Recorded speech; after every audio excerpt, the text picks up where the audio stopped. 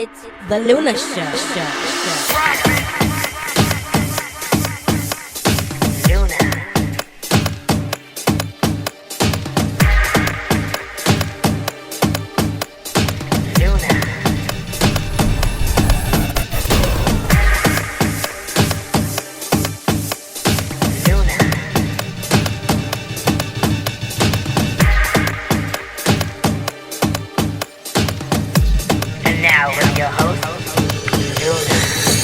Hello, my name is Luna and you're watching The Luna Show.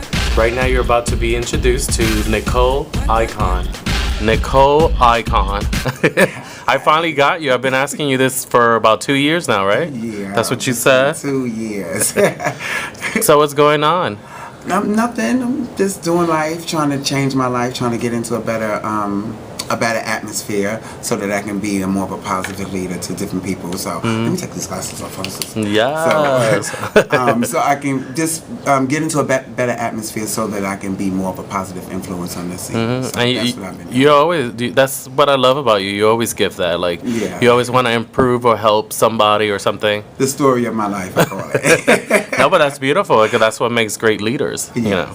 So let's talk about your history, your ball history. Like, talk about your era. Like, what started you in the ball scene?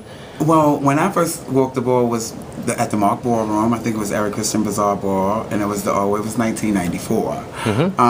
What wanted me to start into the ballroom was Derek is my friend. He used to be with Curtis, and Ashley is my friend, and coming into the gay life where you deal with so many people not accepting you, to tumble on such a place like that where all this fun is going on and everybody's laughing and competition. This is back when competition was really calm and when it was competition, comfortable, and you had fun. It was fun to really do that. Like you were sneaking out of your house and everything. So that's when I knew how to vogue the old way, So and you still do. Yes, and I wanted to try it. I wanted to try many different things, but I always choose to be different. So while all the girls wanted to vogue femme, I wanted to vogue the old way. So that's what I did. And that's interesting. So did you start with the House of Icon or walk me through that? No, actually, when I first came out, I started with Selvin in the House of Leviticus. And, that's when the clubhouse on 28th was really, really hot. So I made one a couple of times there, Butch Queen and Drag, someone the old way. And even one time me and Selvin won Vogue Femme together.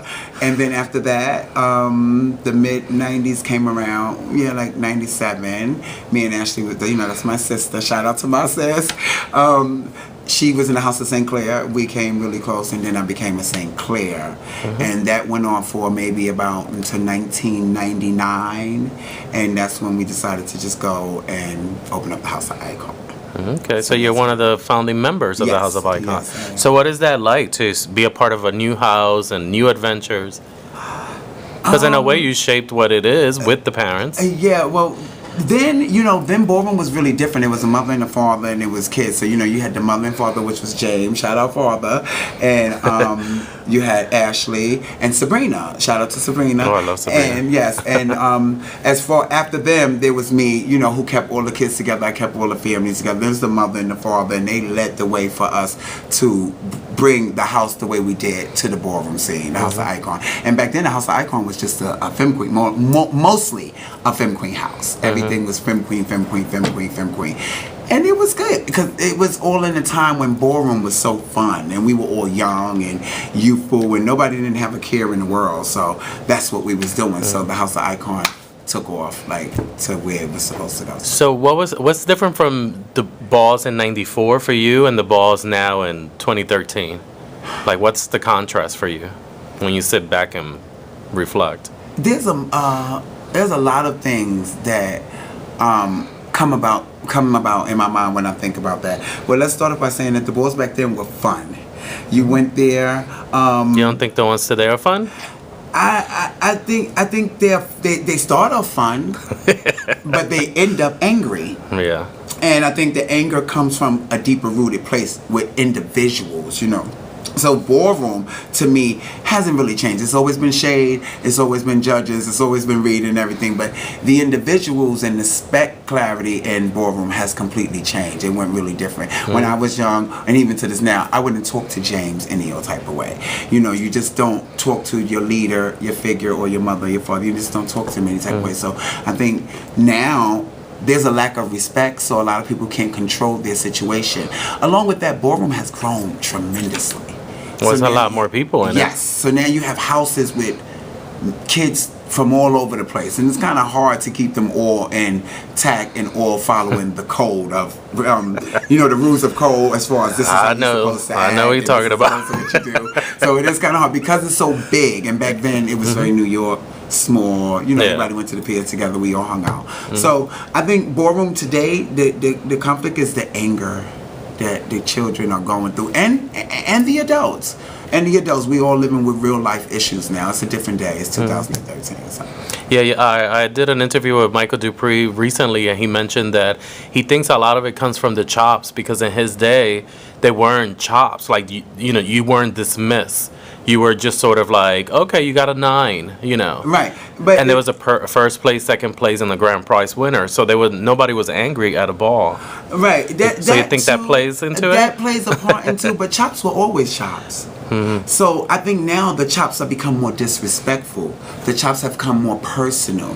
And personal with awareness. Like, other people know, oh, well, this person is this. So even if the person that got chopped took his chop and left, the person behind them feels some type of way because of what they may know about that person who was chopping them. Okay. So I think the situation goes deeper.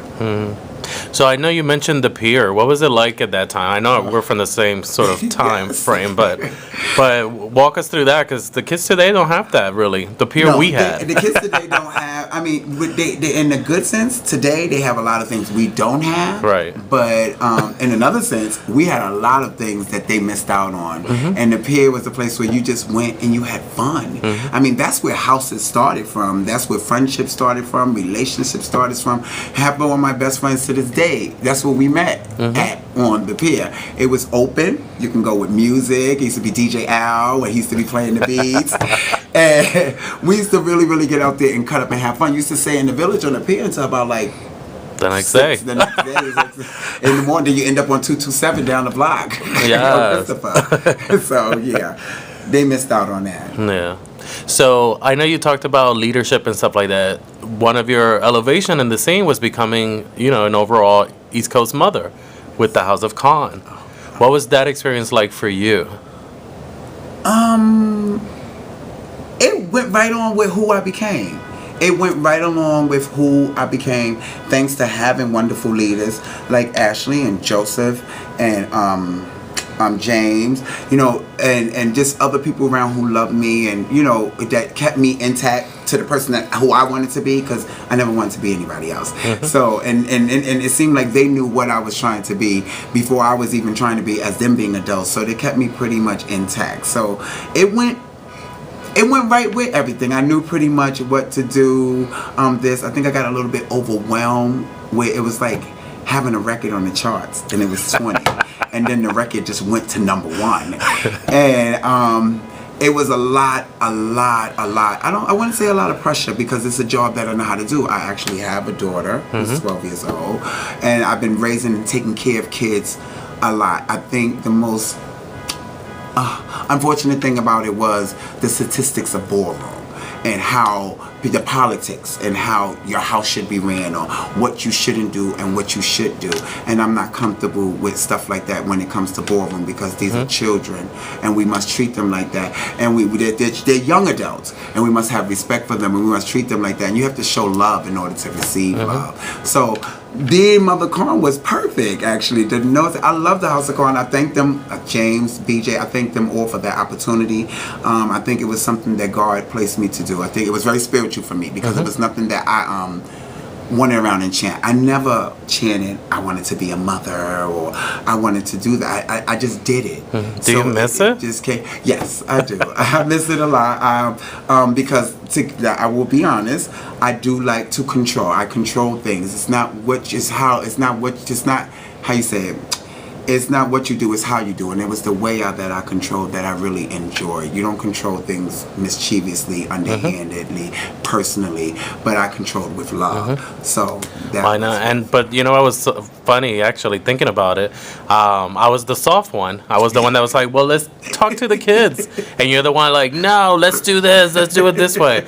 So, although it was a contrast, it was a perfect match, I think. Yeah, it was really perfect because where you was calm and I respected your position, and I loved And I respect that you yours. respected mine, and you knew, and you would tell them that I was pretty stern because sometimes the kids will putty pop with you around, and if you don't put no structure and base to it, they'll just keep going and going. And I don't think that kids should go to balls looking for something. I think they should come to balls to get. No, I don't think that they should be going to balls to look for something. I think they should be coming to give. And instead, when you have a house with children who comes and look for something at the ball, they end up with their feelings hurt. Right. So that was why I was hard and wanting them to do something more. I was hard about wanting them to be productive and how to come out and not coming out looking any old type of way. And I also protect them really, really. What's the name? When I was in the House of Con, I protect the whole house. Anything that I'm a part of, I'm completely loyal to. So if you mess with James Con, if you mess with anybody, Nicole was going to have something to say. It didn't matter. Just to say, vice versa, as here now, back at my home icon. So that was beautiful for me. But I have fun with that. Well, one of the things I like about you is your passion. You're very passionate about many things. And one of them is about transgender issues and rights. Tell me about that, some of the projects that you would like to do in the ball scene. And I know you're doing personal things for yourself. Yeah, well, first of all, I introduced the whole Sister to Sister Network. It is coming back, every different part. I think I wanted the Sister to Sister Network. I made it for transgenders and the youth. You know, I don't want to keep out the youth. I'm very head on the transgenders because we need them to lead like ladies. And we need them to lead without their own personal issues because we have issues of our own.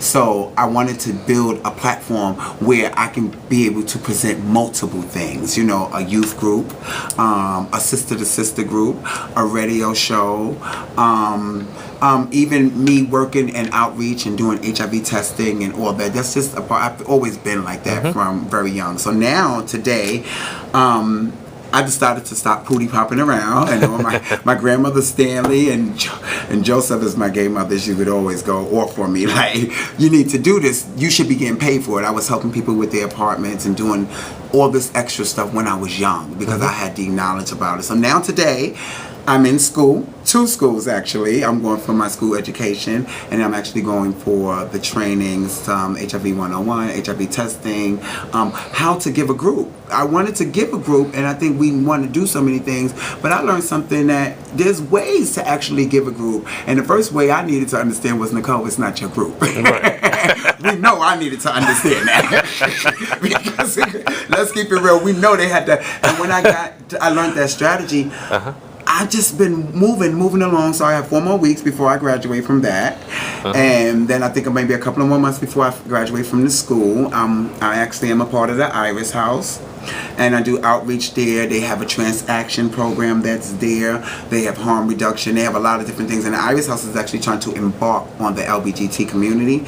And I have kind of been the door, you know, the key to the door for them to open up because I'm so familiarized. So I use my celebrity, my leadership or whatever you would like to call me in the ballroom scene to do more positive things and bring more kids out to That's a beautiful thing. Yeah, to get them aware of what's really going on and not what's going on the floor because that's really not important. Right. So that's what I've been doing. So hopefully, when, I'm not going to say hopefully, when I come, I will be the CEO and found out everything of the Sister Network. This is my dream, and I will have a SAP program and a lot of other different programs. I don't want to give too much of my information out, but I have literally built the whole and blueprinted the whole network as how I want it, and it's to help different people in all walks of the life. Now, not just transgender. My youth means so much to me, and even my butch queens. Them too need to be spoken to, and they need to find some place where they can go and be comfortable and say what they like. So, from the Sister to Sister, I'll have a radio show, and I'll have a group for transgenders, and then I'll have a group for the youth. Are you still doing the radio show that you do? No, I haven't done the radio show, and the reason why we have slowed down. First of all, there's no shortcuts in life. And I was moving, and sometimes I like to move, and I move too fast. And there was things like, for example, I just learned about the strategy of how to give a group. And I thought that it was nothing to it. But there are ways and things that, because people are intimidated by authority or people in a group, so there are ways that you are supposed to conduct a group and ways to allow them to feel while you're conducting a group. Yeah. So, and financially, it wasn't a big thing. I do all this stuff by myself. I don't have sponsors and people who back me up and people who pay for stuff for me. This is what God put inside of me, and He said, I'm going to do it. And when He said He's going to do it, you won't have to wait until He's getting it done. But I do believe and do know that all of it will come in. So I'm going to come back with my radio show, and the same thing. I would have a night for the youth, a night for a ladies' night, and then I would have a night for the ballroom. So it addresses all different aspects and walks of this lifestyle. That's great. Congratulations. Yeah. So that leads into, what direction would you like to see the ballroom heading? Everybody, because I'm kind of different with everybody else saying. People, I think we are attacking the wrong thing. You want to know why the children are attacking? Find out what's going on with them. You know, there's violence is caused by drugs, abuse, domestic violence. You don't know what these people are necessarily going into their life. You say one thing, pow, they explode. And instead of someone else that's a leader or somebody who comes and console them, they jumps on the bandwagon and encourage them to go out there and to do this, or they tried that, it's shade. Everything is not shade. Some things are fact. Because you can't understand it, you think it's shade. I had to be taught that myself. So everything is not shade. So I think that the houses and the leaders individually need to consider each child as an individual person and their needs and what they need to do. I think that they need to prepare them for what can happen when you go to the ballroom and you think that you lovely and everything is over for you, and you're going to turn it out, and then you get told no, and they chop you and they send you on your way, and then you got your girlfriends who've been encouraging you to do it is mad, and they probably mad because they told you to do it and you did it, and now they got chops, and now they looking at you. It's a variety of reasons why it's been like that, but I don't think that it's just all about the violence. I think there's a lot more things going on in ballroom that that's taboo. But I'm not afraid of the devil, and I'm not afraid of talking about it. And the taboo is the murdering that the children are going through, the abuse that they go through with coming into this life and being infected, the drugs that I see leaders giving 18 and 17-year-old K. You know, these people, you're giving a 17-year-old child drugs. How do you think he's going to act? Or do he even know what he's actually doing? You understand? The homelessness, the people, they homeless. They're told to get ready for a ball, but not told where they're going to live. All these issues and things and those angers, they stay down in you. They really do. And sometimes in the ballroom, it explodes. And you think it's about the ball, but it's actually way deeper than that. So I think that in order to change ballroom, we have to change ourselves individually as a person and what we want in order to be able to give ballroom what it needs. Everybody wants to change ballroom. Ballroom has now become a money thing. It's all about money. It's all about what's it called? It's media now. It's very mediocre. Everybody wants to read. Everybody wants to be. But it was all about fun. It was fun. So I think, and the answer to that question is, if we change ourselves individually, we probably would have a safer, fun, and relaxing ballroom scene. I think leaders, children, mid-leaders, you know, because we all go through different stages in our life. Whoever you are, when you decide to change yourself and to not let certain things bother you or to not let certain things get under your skin, then the people behind you will follow in your footsteps, and you yourself can control the situation by controlling yourself. That was a great answer. Like, you answered 2 questions I have for you. Well, like they say, I'm very long one day. No, but it's so much to say. No, it's great. It's great. So then I'll ask you, what message would you like to tell young people coming into the scene? What will you tell them? Well, I gave it earlier, and I'm gonna say it again. My children, don't come into the ballroom expecting something that you should give to yourself. What a lot of us gain in ballroom is self-esteem. We are charged with the energy. We are told that we are fabulous, and we actually have nothing. So I don't allow people to predict what you're going to be, but be what it is that you want to feel, that you want to be inside. That's what I have for the young children. Stop going to balls trying to be fab, and go to balls already fab. And whether they see it or not, it won't really matter to you at all. And that's to my children, because remember, we got to think these are children, and children is innocence, and I don't care. So what? They sucking dick and they doing all these different things at 17 to 18 years old. They're a child. It doesn't mean that they're meant to be an adult because they're doing these things. They're moving a protocol. Their hormones are rising. They're doing this. There's a child. Leaders. I think leaders need to start paying more attention to the individual, like I said earlier, instead of what they're trying to get out of the individual for their house or on the ballroom floor. It's not fair, nor is it cool. And eventually the child will see that. The child will see that he will become resentful, and he'll start, the voice and his tone and everything will change, because she don't care nothing about me. All she wants to do is see me on the ballroom floor, or she wants to do is see me walk. She doesn't know where I live at, doesn't know what I'm dealing with. Everybody in that ballroom is dealing with something that is way bigger than the ball. But when the conflict comes in the ball, that is the ball. That's it. That is it. When the conflict comes in the ball, that's it. And it may have nothing to do with it, but everything to do at what they're going on in their spirit or in their mind. Right. So I think that children need to be more careful about who they direct, who they allow to direct them and lead them. And leaders need to be more mindful of what the child, especially in the event that it's a young child, is going through, and where they are and what they're doing in their life. And then I think a lot more love. What the ballroom doesn't have is no more love. There's no love. You know, you see have the older people, you miss it. Oh my God, we love each other. Yeah. There's no more love. Everything is, and it was always shade. Well, at the coldest winter, it was a love fest for me there. Yes. The coldest winter, I must admit, it was really nice. It was really good. Cool. Shout out to Caesar. I think he did a wonderful job, and tonight he did a wonderful job as far as how they brought that all about. And there was a lot of love in there. The shade, I think too many people acknowledge the shade. That's just what we do. It's ballroom. Right. It shouldn't be taken more personal than that, unless somebody is attacking you more in a personal in depth. Then that's another thing. That's another thing. So I think that's how we can change ballroom. That's how we can change ourselves, and that's how we can help our children. And do you think that we should change also our the way that we are with time? Like if a boss is at 10, starts at 10, you should be there at 11, not at 3. So we could finish balls and walk. I think because it's not fair for out of towners. No, it's not fair for out of towners, and I do believe that. But we need to understand that we're trying to change ballroom into a format from what it was.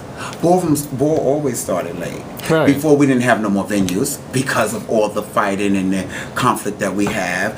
Ballrooms, you used to go to the ball, you used to leave your house at 12:30 at night. You get there at 1:30, you was going into Whistling. And that has been like that for so many years that people, and even you as a leader, have to be more on point by saying, listen, they're going to throw this ball. We need to get there. Don't have nobody coming in here grand inches. You know, when I was about to call, I didn't play that. We're not doing grand inches. We all come together. We should lead together.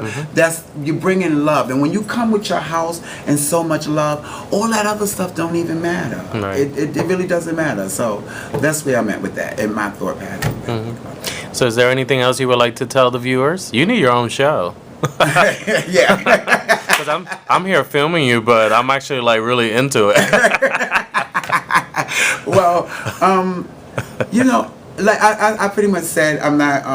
I don't want to be the leader who does a lot of talking.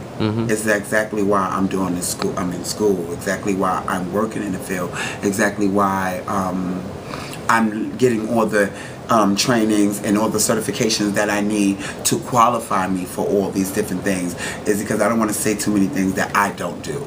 But if there's a passion in your heart, if there's something that you see and you don't know where it came from, follow that spirit. And if it's something different from where you are, then that's telling you that you can come from where you are to be where God wants you to be at. And that's what I have to say to them. So remember that it's all in self. Ballroom, all of this is fun. Even working, the real life, all of it is fun. But if you don't maintain some type of control, love, respect, and honor is for yourself, then you're going to be a loose cannon in anything that you do. So I think it all has to start with self, and that's what it meant for me. You want somebody to respect you. Put yourself on a platform where you are to be respected, and respect others as you would like to be respected. So I think that's a good place for everyone to start as far before we changing this. And I'm not, to be honest, not to be over, I don't even think it's all about changing the ballroom. I think it's all about publicity. I think it's all just politics. I think it's all about everybody, because you can't change the ballroom when you put out things about people's statuses. You can't change the ballroom when you're embarrassing children about where they are in their life at 21 years old. Come on, be honest. When I woke up at 25, and Joseph Princess told me this, when you wake up at 25 years old, then and only then you will know. The whole world will look different. I woke up at 25 years old and I laid in that bed like, wait a minute. And it felt like I wasted so much time. Here I am in my 30s, and I have still wasted so much time that now I have no more time to waste, and I have all this a whole calendar of things that I need to accomplish because I wasted so much time. And that's what happens. We get stuck into the statistics of this life, the ballroom politics, what we want to be to these people, and they just come along and then they die out, and there's really no legacy left other than a ballroom legacy. And that's really cruel. I think before we start paying attention to all the fighting, we should start paying attention how we can get them to stop dying. That would be a good start too. How can we get them to understand that there's something more to come about out of just ballroom? There's so many ways we can go around the room to help bring in and shape ballroom. But ballroom will always be ballroom. I think it's us as individuals, them as children, us as leaders, and people who help make the ball and that are given the ball, that keeps the positive energy and the love and the stuff that it needs to go correctly. All right. That's what I think. Well, thank you so much for this. Thank you. I could listen to you all day. It's been forever. It's like 2 years. I just left school, and I said, let me go up here and do this a little bit. Well, thank you so much. I'm happy. And I won't be doing this again like that. The next time we see each other, I will then have... It'll be at your graduation. My graduation, yes. My diploma, my this, my that. I will then have these things. Let me know so I can film it. Yes, I will. I'm having two. So that's going to be really, really, really, really cool. And one more thing before we leave. To our brothers and sisters that are dying because you feel like nobody loves you, who are abusing themselves sexually, mentally, and with drugs, there's someone that loves you.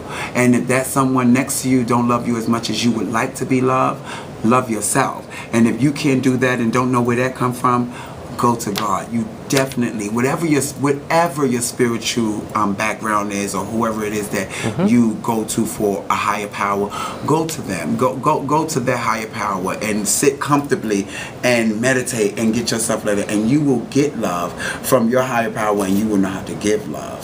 So if you don't be all torn up, and don't let your life go down the road. If you sick, if you positive, if you this help. You can get help. And don't be ashamed, because we're all in the same boat, but just on different sides. So none of us are bigger, better, above, or lower than each other. We're just on different sides. Luna's in the captain thing. I may be downstairs at the secretary desk.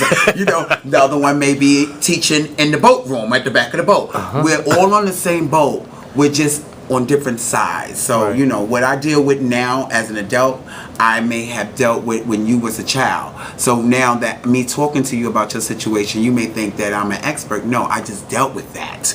And now I'm dealing with this. And I got something else to deal with. We're dealing with that, because life just does not stop. It keeps going and going. So, thank you. Thank you. Serve. All right. Serve. Serve.